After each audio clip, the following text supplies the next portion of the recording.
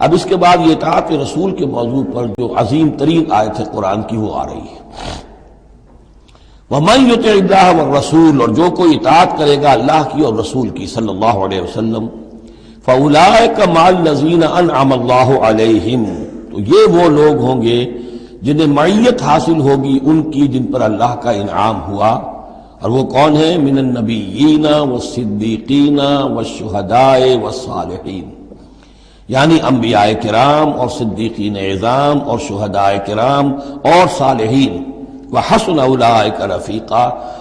اور یہ لوگ تو بہت ہی اچھے ہیں رفاقت کے لیے، یعنی اللہ اور اس کے رسول کی اطاعت کرنے والوں کا پھر شمار ان لوگوں کے زمرے میں ہوگا، وہ جو سورہ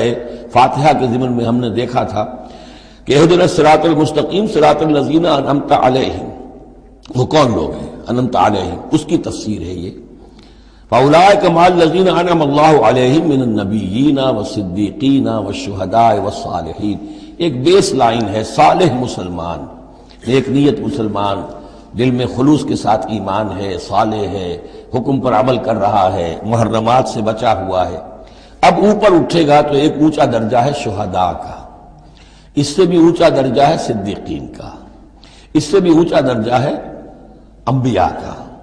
اب انبیاء کا درجہ تو رک جائے گا، اس لیے کہ وہ تو ایک وہبی چیز ہے، کسبی چیز نہیں تھی، لیکن یہ دو درجے تو ابھی موجود ہیں کہ انسان اپنی ہمت سے جتنی محنت کرے، جتنی کوشش کرے، وہ شہادت اور صدیقیت کے مراتب تک فائز ہو سکتا ہے۔ یہ مضمون پوری وضاحت کے ساتھ آئے گا سورہ حدید میں انشاءاللہ۔